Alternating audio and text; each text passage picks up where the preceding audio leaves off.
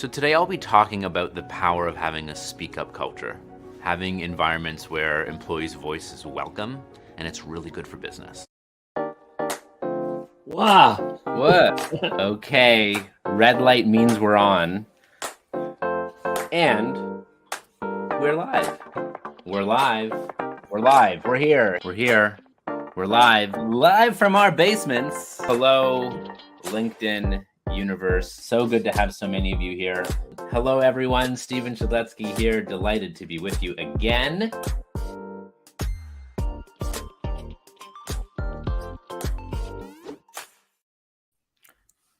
We're here. We're here. We're doing it. We're doing it live. Hi, all. I think we're streaming for the first time on YouTube as well, and we're on LinkedIn. If you are on LinkedIn, please hop into the comments and say hello. Let us know where you are joining us from. Actually, word on the street is you can do the same on YouTube. So if you're joining us from YouTube as well, hop into the comments. It's me, Shed. I'm so delighted to be with Brittany Hodak. Brittany and I definitely have at least one thing in common, and I'm sure we will find out that we will have many more things in common. The one thing we have in common is that we're both published with Page Two. And so I was meeting with the Page Two team recently, and they were singing Brittany's praises. And so I did the thing that we can do these days is I went online and stalked Brittany, and I'm like, oh yes, indeed, she is awesome. And so we connected. This is an awesome opportunity for me to get to meet amazing people and then share them with you. And so bada bing, bada boom. Here's Brittany, the author of Creating Superfans. So welcome, Thanks, Brittany. Shed. Yeah, it's so great to meet you, and I'm excited to be here. Excited Awesome. to be your publisher partner. Is that like, what are we? Author friends from Yeah. same publisher thing. That. Yeah. Yeah, awesome. We have Robert Stevens here. Hey, Steve Jeff, so good to see you here. And Gomez, Michael from Cincinnati, Anna from London, Lisa from Dearborn. I believe that's MI would be Michigan. It is, and I have family in Dearborn. My husband's family, a lot of them are in Dearborn and Dearborn Heights. So, hey, Lisa, so glad that you're here, and everybody else. And for anybody watching this afterwards on delay, welcome to the party too. We're happy that you're here, even if you're coming to us from the future. Ooh, the future. And we have Jesse Finkelstein, who is our mutual friend from Page Two. Yes. Hey, Jesse. Thanks for coming to hang out. And thank you for the beautiful author gift. I've been meaning to send you and Trina an email to let you know how much I love the beautiful book and sweet card that you sent. So thrilled to be part of the Page Two family with you and Shed and everyone else. Amazing. And now it's a public thank you, so everyone knows, which is great. Yes. Brittany, we're here. The sort of tagline for this, which I think Forbes did a write-up on the book, and Forbes said, if you have customers, you should read this book, which is many people. And so what we promised here is that if you have clients or customers, you should attend this live. So I'm really keen to hear from you sort of the inception of writing this book, what it is that you want for people, for brands, for customer experience leaders, for anyone to get from this. And then we'll see as the plot thickens here. Please continue to add questions and comments as we go here for this live. But over to you, sort of the inception of this work for you. Yeah, well, here, I'll give everybody a sneak preview of like how the story ends. This is the book. I'm so proud of her. She's so pretty. She's printed in color. She's got so much fun stuff inside. And the reason that I wanted to write this book is because I think customer experience is like a dying art form. It's one of the most important aspects of every single business, yet it's one that's most often left to chance. The best businesses in the world are very intentional about their experience design, what they want customers to feel when they work with them, the space they want to occupy in their customers' minds. But so many others just sort of leave it to chance. And when that happens, you have an unpredictable or sometimes even, uncopyable customer experience. You've got things that are, dependent on the day of the week somebody visits, or the staff member that they are with, or what channel that they're shopping on. And if you want to create a brand that lasts, that customers will come back to again and again, and that they'll tell their friends about, and then they'll write reviews about, you've got to create an intentional experience. You've got to get really clear on what makes your brand the absolute best choice in the world for all of your customers and all of your prospects. And this is one of those things that sounds really simple and also really hard, and like really overwhelming and also really doable, because experience is a macro thing and a micro thing. So I wanted to write a book to sort of bring all of these ideas together, to present my case for why customer experience should be the number one thing that every business leader is focused on, and then also offer a roadmap that anyone, whether they're brand new in business or they've been in business for 50 years, could follow and say, okay, if I follow this framework, I will turn my customers into super fans. I will create these loyal, enthusiastic advocates who will come back again and again. Nice. And there's I've heard stories though, Southwest Airlines has had some interesting customer experience incidents in the near future. But when September 11th happened, there's stories of people sending in checks for $1,000 to Southwest saying, "You've been there when I needed you most. I want to be there for you when you need me most." Like, that is loyalty. Like, talk about super fans in that context. Yeah, and that's one of the things that I talk about in this book is super fandom is a two-way street. And if you want customers who are that loyal to you, who love you, who feel like they're part of your story, you've got to make them feel the love first, because nobody ever wants to feel like they're just another number, just another order, just another customer. We want to feel like we matter to those brands. So as a brand, you've got to show your customers that they matter to you. And if you love them first, there's a very good chance that they'll start to love you back. Nice. I've heard, I think this is an ever sort of prescient topic with AI. Like, so many, especially big brands, you want customer service. It's impossible to find a phone number. You go to their chat bot, there's all this AI to try to identify what issue that you do have. You get so freaking frustrated at this thing. Then it says, call this number. Then you speak to someone and they ask for the same freaking information. It's like, there are certain organizations that I'm a repeat customer of that I dread calling into because I just know it's going to be a long and unfortunate customer experience. Yeah. And, I will say, even like when I'm thinking about where to shop online, I always will shop with the places that I know I can send my stuff back easily. Or even if I have to pay, like even if it costs to send it back, versus some of the department stores actually make you go return stuff in person. And then, it's always like a hassle. I've got two little kids. So it's like, oh, I don't have time to drive to the mall, or I don't have time to drive to the store.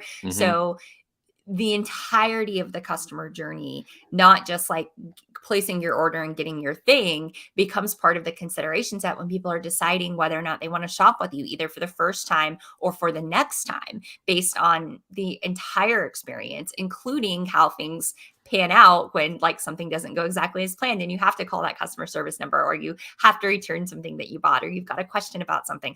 I've actually like after this call, I've got to call Saks Fifth Avenue customer service because I ordered something from one of my favorite designers, Trina Turk, who makes like brilliant clothes. I got this gorgeous dress and it was like a final sale, but they didn't send both parts of it. They sent like the outside part, but not like the little slip dress thing underneath. And I was talking with a chat bot and then directed me to a person over the weekend, and they were like, it doesn't say that there's a slip dress underneath it. And I was like, well, there is. Like, I've bought dozens of things from this brand. You can see it in the picture. It's like clearly comes with something because it's, see-through. But I spent like 30 minutes over the weekend on my phone, like texting back and forth with this person saying like, I just need you to send me a replacement. I get that it's final sale, but like, I also paid $250 for this thing. I want to be able to wear it. Like, just send me the slip or just send me a new one. And so I got an email from Saks yesterday that was like, we've got some more stuff. And I was like, you know what?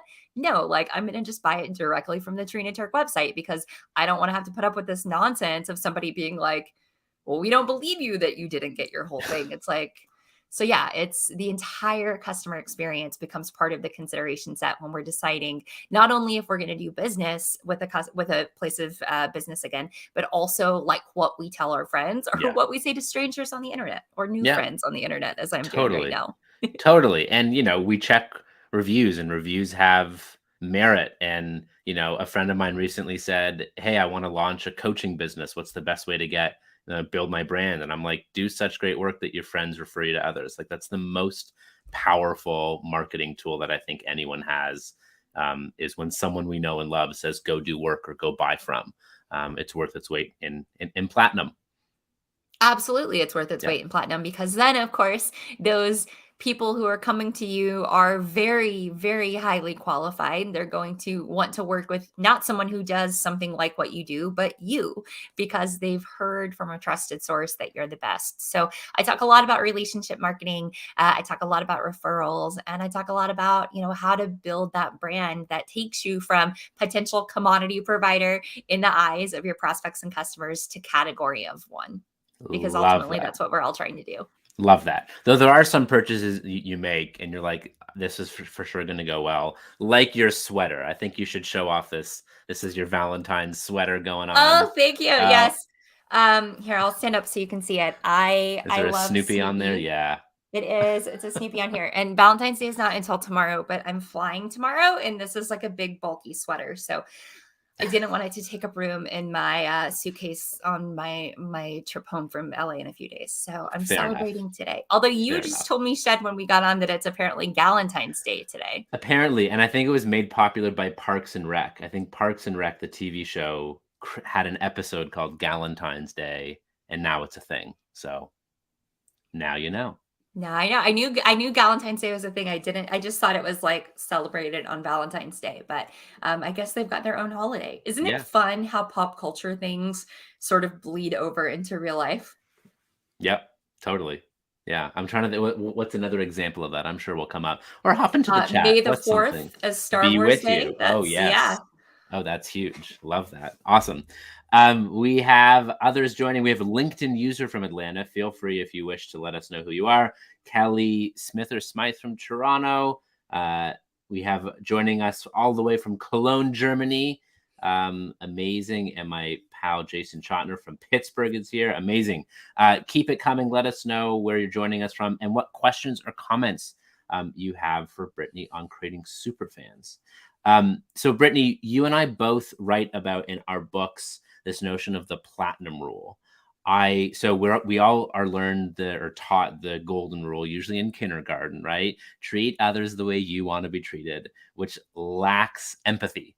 Like there's zero empathy in the golden rule. And so I've come across this notion and I use the platinum rule, which is treat others the way they would wish to be treated, which requires building relationship, understanding their needs and their story. And I know you have both the acronym STORY, and STORY is a big part of creating the Superfans formula for you. But I come at platinum from this notion of great leaders treat their people with the platinum rule. They figure out their preferences and flex to them. And I think you do it more so from a client standpoint. So we come at it from different angles, but I think we mean the same thing. Can you speak to how you use the platinum rule in customer experience? Yeah, well, I think you summarized it really well. And The Platinum Rule is a brilliant book by Dr. Tony Alessandra from probably like 30 years ago at this point, that I highly recommend to every business leader. And you're right in that it's a critical component both inside the company and outside. So I speak primarily about customer experience, but the thing about customer experience is that it will never be better than your employee experience. And I talk about the importance of creating super teams in my book, Creating Superfans, because if you don't have superfans inside the company, you will never create them outside of the company. An apathetic employee does not create a superfan customer. It does not happen. It cannot happen. And so I give a lot of examples of both really passionate employees and how both in my experience and other people's experiences, there's been sort of a transformation from seeing it as a commodity brand to a category leader brand. And also on the other side, like crazy, ridiculous things that I've encountered as a customer, and how an interaction with one or more employees has shaped the way I think about the entire brand, like in a negative way. Mm. And so I think getting clear on the fact that if you want your customers to love you, you've got to operate your business in a way where your employees love you. It can't just be about a paycheck to them. They've got to feel like they're a part of something. They've got to have, at minimal, a passion for what they do. And even better, if you can get them to feel that it is a purpose, that they were meant to be in this place at this time, doing this thing, solving these problems for these customers. And if you can do that, if you can create that kind of alignment, then your superpower really becomes obvious, not just to those employees, but to all the customers who are experiencing that story sort of pass through in their interactions with your employees. Love it. Yeah. So this is only if you wish to create Superfans. If you don't, like, all good. Like, don't worry about it. But if you want to Yeah, that's have, fine. if you want to have loyal, if you want to have loyal fans, whether they are, and I think this is interesting as well, whether they are customers of yours or not. Like, I've seen people who have a Harley Davidson tattoo, don't even own the product. I have never seen a Procter and Gamble tattoo on any shoulder anywhere. But you can, like, this notion of you can have fans who refer work to you, who are loyal, that may not transact with you or transact with you often.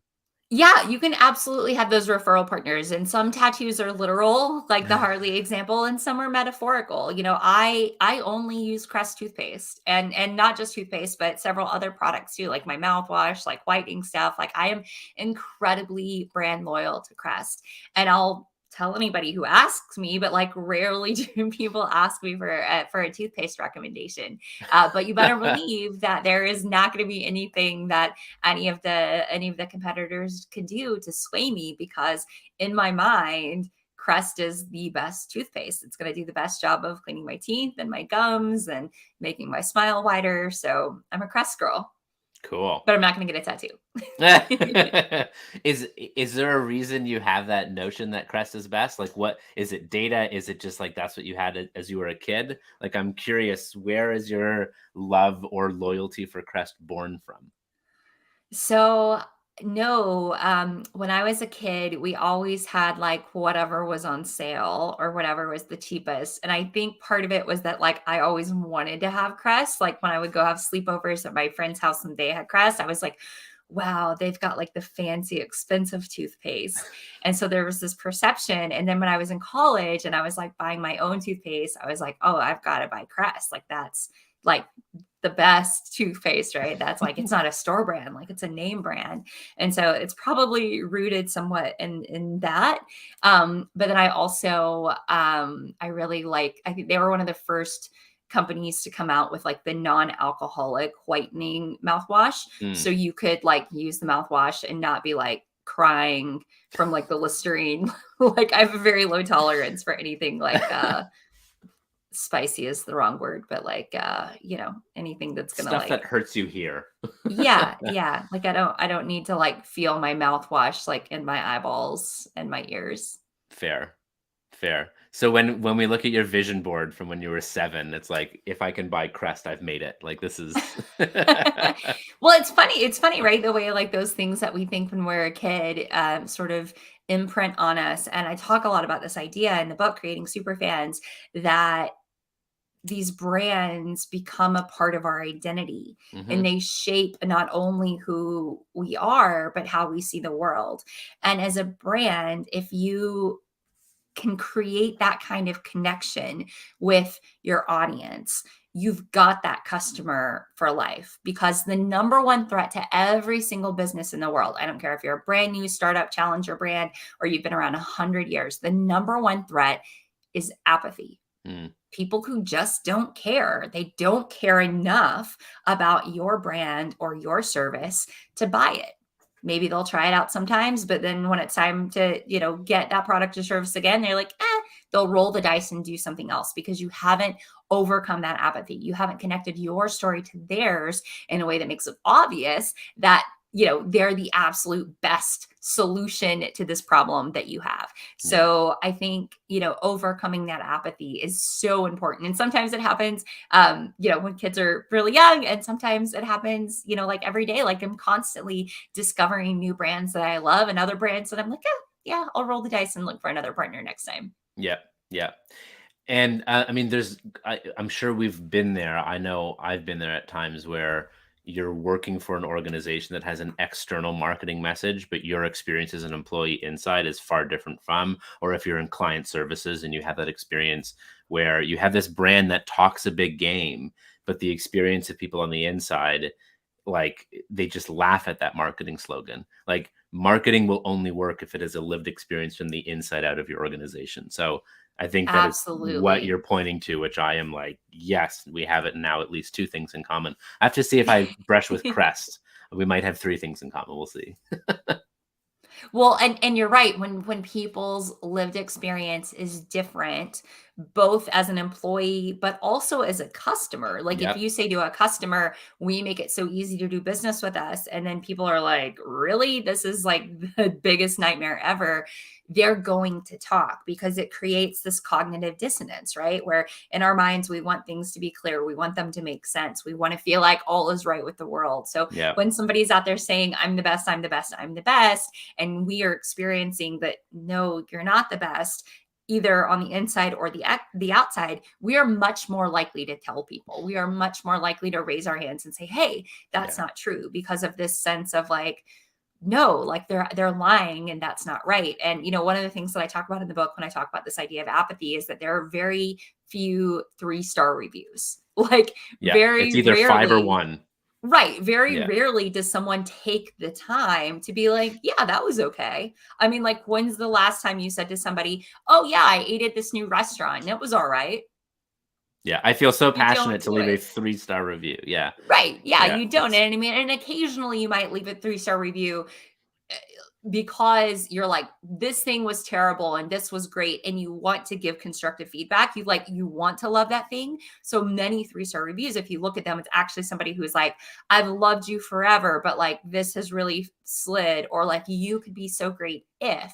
But here's the thing, most customers don't care enough to tell you what you're doing wrong. They just leave because Mhm. there are very few categories that are rare enough or exclusive enough to be the only kid in town. Like there are always other options. Your customer always has other things that they can do. And it's much easier to just like bounce and try somebody else than it is to say, I'm going to take the time to tell this business that like they get a C minus. And maybe if they like work really hard, they can get a B and then like earn my business again. Like, no, you don't Yeah. do that. Nobody does that. We're all busy. We all have way too many things to do. It's much simpler to just get out your phone and look for somebody else and give your business to that somebody else next time around.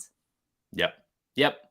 I was just with I have 2 young kids. I have a close to 7 and 4-year-old. We got off the highway yesterday. We were skiing for the weekend, and we came into town and we stopped off at Dunkin' Donuts of the North called Tim Hortons. If you're Canadian or you know anything about Canada, you know that Tim Hortons is synonymous uh, with Canada. And we sat Yes. down at our little Tim booth. Hortons in Canada, or Tim Hortons in hockey are like, Well, Tim Horton was that's it, right? a hockey player. Well, I did Yeah. not know Tim Horton was even a real person, so I Now learned you know. something new. Thank you, Yeah. Shed. Tim All right, Horton I'm was sorry. yeah. So you and your kiddos are gonna go get you some donuts and coffee. Yep, and we bought 3 Timbits for my son, a donut for my daughter, my wife and I shared a muffin, a steep tea, and a coffee, all for a whopping total of $9.19. And I'm like, that's pretty good. We Not sit just down. $9.19, $9.19 Canadian. Canadian. That's like $5.50 US.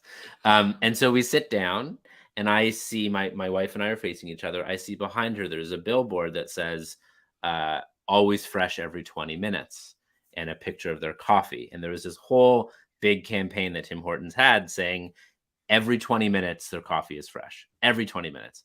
And I said that out loud, kind of in jest. And my wife went, "Is that still a thing?" And I'm like, "Well, the sign says so right here." Because she's like, I get Tim Hortons coffee all the time when I come home or go to work or whatever. Sometimes I taste it and it it tastes like the bottom of the barrel burnt. I'm like, which is a dissonance between perceived marketing message and real customer experience. So if you are always fresh every 20 minutes, make sure it is. Well, and again, that's one of those things that if you're going to make that your brand promise, if you're going to tell somebody this is what we're best in the world at, you better be best in the world at that. Like you better be making that new coffee every 18 minutes, not every 20 minutes, because you need to exceed their expectations. And in the book, I've got this acronym SUPER, and I call it my super model. It's my 5-part framework that anyone can use to create super fans. And the E in SUPER stands for exceed expectations. And I talk about sort of the science of expectations, how they're formed, how to make sure that we're living up to them, what to do when you don't, like when you fall short of a customer's expectation, what should you do? But that's one of the things that if you have those advertising messages out there, or if you become known for something, you better make sure that you're at the very minimum meeting, but you should always aim to exceed the expectations in those things. Because if you're saying, hey, we're great at this, and then you're not great at that, what is your customer going to assume? They're going to assume that you must be terrible at all the other things, right? They're like, if they can't even live up to this one thing that they say they do, how can I trust them to get all of the other things that they're not bragging about, right? Totally. And please keep any questions you have for Brittany here. We have about 15, 20 more minutes or so. So if you have any questions on creating superfans, please bring it in. This is the for joke. Anybody who has a question about where I got this amazing Snoopy top, this is a TJ Maxx special. So you've still maybe got time to run out and snag your copy of, or snag your Snoopy sweatshirt or sweater for Valentine's Day. Nice. Or there's always next year, or the secondary market. Nice. I mean, it says "Be mine" and Snoopy's got a heart. Like that's a message I could get behind like all year long. I have a lot of Snoopy holiday shirts. Probably every holiday. Yeah, even like Arbor Day. Like I have a one where like Snoopy and Charlie Brown are planting a tree. Oh, that's I don't think it was meant for Arbor Day, but I wear it to celebrate Arbor Day. So yeah, but you can. This is like a year-round wardrobe staple. Nice. I love it. We're off the rails. you made me think as well. So there's the joke in the speakers industry to write in something totally obscure in your contract, like have a bowl of green M&Ms in the speaker's green room. And the joke is you do that because if there's the bowl of green M&Ms, you know that all the other details are taken care of. So yeah, again, well, you know the origin of that story, right? I don't. So that is a real thing that Def Leppard used to do. And I think it was Def Leppard. And the reason that they did it was because they had a giant rock show with like lots of really important like stagecraft and pyro that they were taking to these secondary and sometimes even tertiary markets. And they were playing in arenas that weren't used to hosting big rock shows. And it was a safety thing. And so they needed a way to make sure that somebody was reading through everything and building the stage right. So in the middle of the things, they said, now go put a bowl of green M&Ms. And so it wasn't we're divas and we'll only eat the green ones. It was, we need to make sure that this stage isn't going to collapse or this pyro isn't going to set anything on fire, because this Birmingham Municipal Auditorium doesn't typically have shows the size of this show that we're bringing, with the amount of equipment and labor and, danger potentially. So that was, their sort of novel solution to how do we make sure that we're safe? And again, there is no little thing for customers and for employees too. We've all heard the saying or the adage, the way you do anything is the way you do everything. And again, that's like customers have no choice but to assume that the way they see you do one thing is like the way you must operate everywhere, which is why it's so hard sometimes, or why there is so much dissonance created when someone's trying to decide if it's like a people problem or a process problem. And oftentimes people don't care. They're just like, whatever, unsubscribe. Like, I just won't work with this brand anymore because, Worst case scenario, the brand doesn't care and there's this broken process. Best case scenario, they've got somebody who's doing a terrible job representing the brand, who's being allowed to continue representing the brand, which also isn't a good solution. So then it's like, okay, door number 3, I'm going to go somewhere else. Nice. Nice. But that's, yeah, because if you show up to Birmingham and there's a bowl of green M&Ms, you have confidence that, okay, they've at least read it and we can check, but not triple check. But if there's no Right. bowl of green M&Ms, you got to go from soup to nuts and check everything. Well, and I think there were instances where they did not perform. They were like, "There's no green M&Ms. Like, we're not doing the show." And again, that sort of earned them the reputation as being these like, horrible, moody rock stars. But it was not, "I want the green M&Ms." It was, "I don't want to fall through the stage and break my leg or break my back or injure fans as well." Right. One way to not create super fans is for them to get burned at your concert, literally. All right. So the sort of the thesis I would surmise of creating super fans, I'd love for you to explain. So super fans are created in the intersection of your story and their story. Can you help bring that notion to life? And then I see we have a question here from Frank that we will get to. Yeah, well, Frank, thank you for the question. Yes, as I said earlier, I think the most important thing for every brand to do is overpower apathy. You've got to give people a reason to care. And the way you make them care is by connecting your thing to their life, your solution to their problem. And when you can do that, you overpower apathy because now all of a sudden they have a point of reference. They're like, oh, yeah, this is relevant to me. This matters to me because, and then like whatever your why is. So the closer you can get these two things, like if this is your story and this is your customer story, the closer you can get that Venn diagram to be a circle, the more super fans you're going to create because you're busting through apathy. You're becoming their go-to partner because there's a very clear understanding of how your thing makes their life better.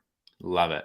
And I've done a lot of work with brands and organizations on purpose, and I've heard so many times, how can we understand our customers' purpose and just be that for them? And I'm like, no, like, don't do that. That's constantly being a chameleon. Like, figure out who you are, what you stand for, and then offer it and find people who care about that as well. So it's not about bending backwards and being inauthentic to be right for them, but like it's about it's a match as opposed to being a chameleon and flexing just for your customer.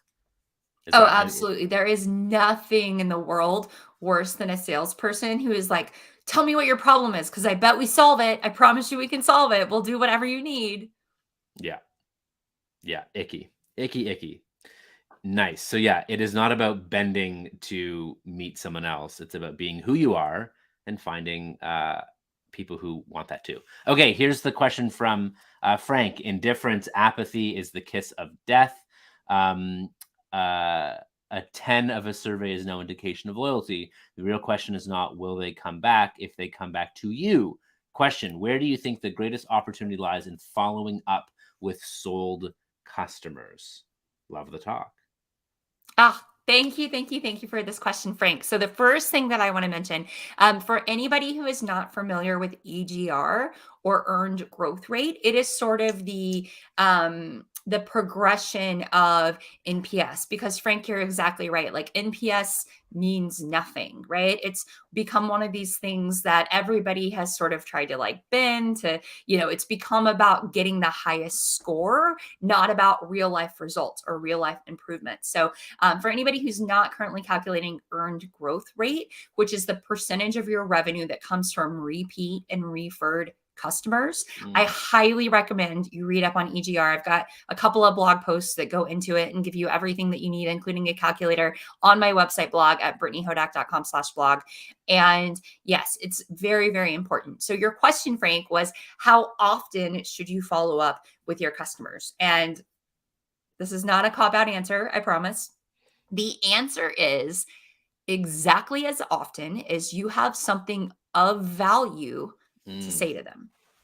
Now, for some brands, that's going to be every couple of days. For some brands, that's going to be once a month. I am a huge vocal advocate of not saying we're going to send an email every week because we send an email every week, or we're going to send an email every day because we send an email every day, and taking this like spray and pray approach. If you say we're going to commit to having an email every week or every month or every day, you've got to be certain that that content that you're sharing adds real value, like actual real value to your customer, because you have to earn the right to continue to show up in their inbox. So saying, hey, every customer we've ever had, you can save 20% right now if you shop until midnight tonight. That does not add value, right? That is valuable to you because you're asking for sales. It is not valuable to them if they know every single week is going to be another 20% off, 25% off, 23% off, whatever. So you should communicate with fans exactly as often, or customers exactly as often, as you have something valuable to offer to them. Not only when you want something, not only when you're asking for their money again, but when you can add real, true value to their life. Amazing. I love that. It's a great answer. And yeah, check out Brittany's blog, brittanyhodak.com/blog. And Mida shared as well that there's some great resources on NPS and EGR on Harvard Business Review as well. That's awesome. Yes, absolutely. Frank Reichhold has a book that came out late last year, and he published an excerpt in HBR. I can't remember the name of the book right now, but it just came out in the past year or so. And it's all about EGR and how to make it work for your business. It really is sort of the evolution of the idea of an NPS score and having promoters in your business. Love that. It's a nice sort of design thinking approach of like, what is the intent of this and how am I giving? What value am I adding here? And if it's selfish, if it's to take, or we email every week because we email every week, it's like, no, it's around what's the purpose of this? How can I add value? I think are some great, who's it for? What's it for? Are great 2 questions that Seth Godin often proposes as well. And thank you, Ale from my team put in the link to Brittany's blog there. What's the author? Can you say that one more time again? Yeah, Brittany? I want to make sure I get his name right. I think it's Fred Reichhold. Yeah, Fred Reichhold. And the book is called Winning on Purpose: The Unbeatable Strategy of Loving Customers. Cool. Awesome. And if someone finds a link to that, you can share it there as well, or we can spell the last name if we need. Let us know. Okay, word on the street is I think you created a Lego of yourself. Is this true? And of the book, did you also send Lego to someone who loves Lego? Am I getting these facts right? I have done all of these things. I am guilty as charged on many of these charges. Yes, I was looking around to see if I do have the Lego of me. I've got 2 little boys, and so my Legos like go missing on a shockingly regular basis. But yes. One of the endorsers for this book is a gentleman named John Acuff, who I was like, how do I trick him into being friends with me? Because we live in the same city and I'm a big fan of his work. And so he has a podcast I love called All It Takes Is a Goal. And so I went to a website that will turn any picture into like a Lego piece of art, and made like a obnoxiously large, I don't know if it was 16 by 16 or 20 by 20 inch square of his podcast cover, all with like one by one Lego tiles, and shipped it to him unassembled for him to put together as a puzzle. And he was like, wow, this was really, really cool. I think it was like 4,000 Lego pieces or something. Wow. That he put together and then like has to hang on his wall. And I have made personalized Legos of several of my friends, several of my clients, because they're so fun. But here's my little Brittany Lego. Oh, I love that. It was so fun. And so I'm a keynote speaker. So my main gig is traveling around to talk about customer experience and employee experience. So I think you can probably see this in the camera, but the little book, it's got like, it's nice. My book. It's printed on the inside. It's printed on the outside. Yeah. And then the little box that it comes in that's awesome. Is really cool. So yes, for anybody who wants to make Lego figures of themselves, I highly recommend Minifig Labs. They were a wonderful vendor partner to work with on this project. I once had someone, I did a podcast with them, and they sent me socks with my face on the sock as a gift. And I'm like, that's the weirdest thing. No, thank you. And I'm not going to wear them. But I love this notion of like, I mean, I love Lego. you've got to pick right, because if you send someone 4,000 pieces and they're like, what is this? And I do not want to waste my time spending 4,000 pieces to put this together. But if you pick right, really, really compelling. That's awesome.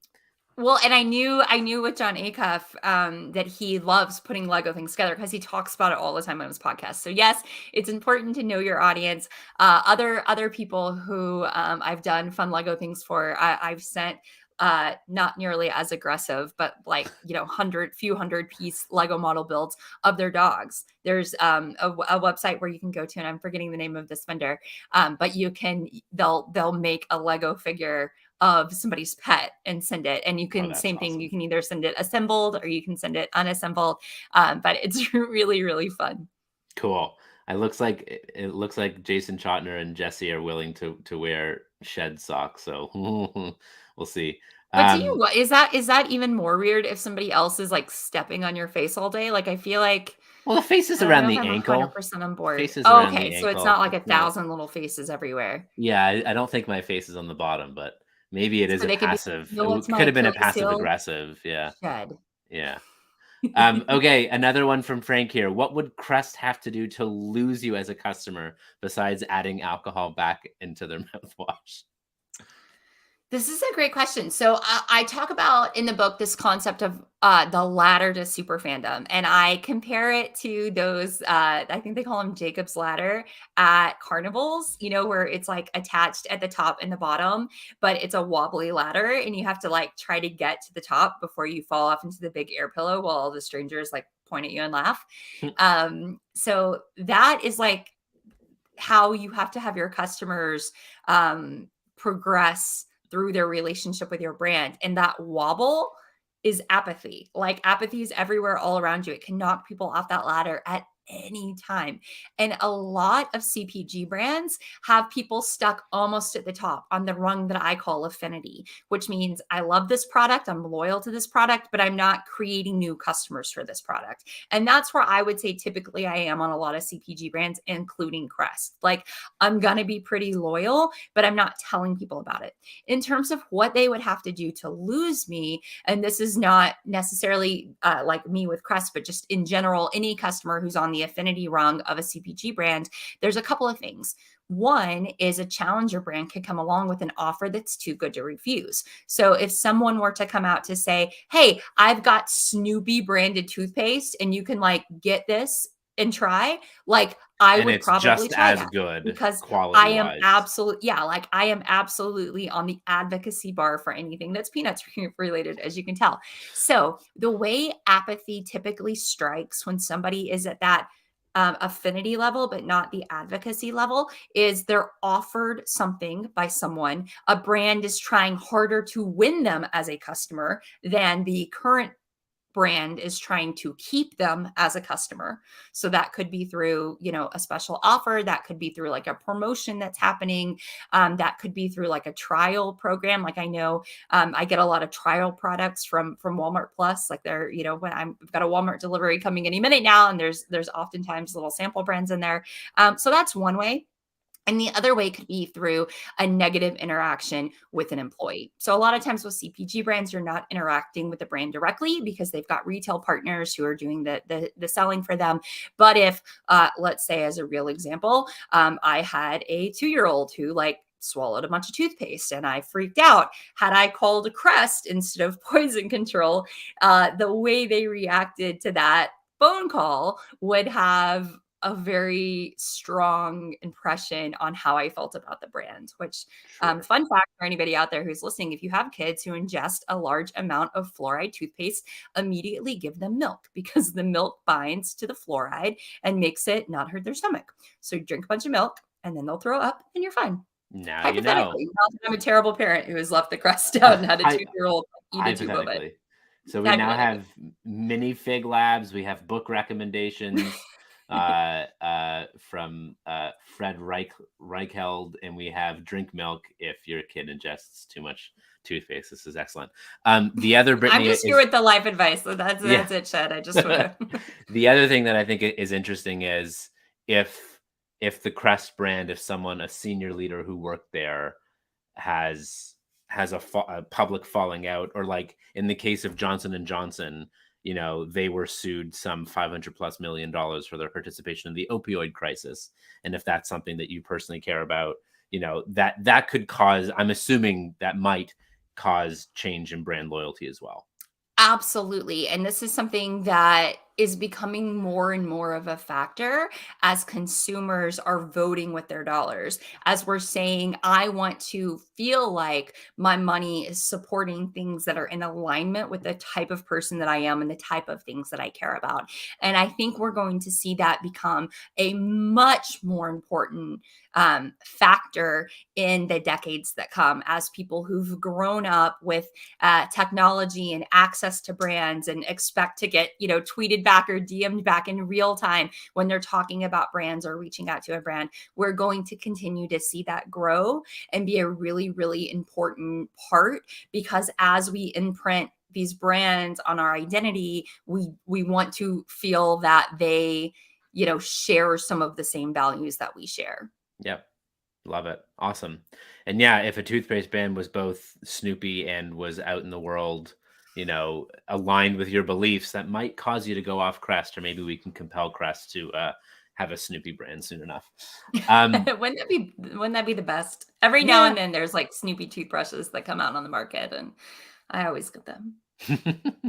Okay, so we know your book is female because you identified her with she, her. Does your book have a name? Like beyond creating superfans, like is I it was gonna say Betty her name is or Creating Superfans. Sally? No, her name is Creating Superfans, and she identifies with any pronouns. So she's happy to be a they them, a he him, doesn't matter. She is here to meet every reader where they're at and help them turn their customers into loyal, lifelong fans who rave about their experiences. So Love it. And it is a beautiful book, color and thank you. everything. I love it. I love it. Anything you've yet to share or say with those tuning in live or watching the recording that you've yet to, that you wish to? You know, we didn't go through my supermodel, which is my acronym, but I will just say for everyone, and you can find it everywhere. It's no big secret. You can certainly check out the book. It's available in an ebook version, an audiobook version, and as we said, the hardcover version. But the R in super stands for repeat, and there's a great quote from Elizabeth Arden that repetition makes reputation, and reputation makes customers.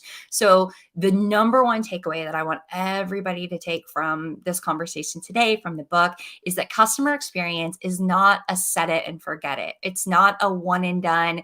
I'm going to like design something and then it's over. It is a day in, day out dedication to making sure your customers know that you are obsessed with not just delivering, but over delivering for them. And if you can do that, if you can have that customer centricity, if you can create that enthusiasm with your team and align everyone around the central purpose to improve the lives of your customers, your employees, your community, you will create superfans.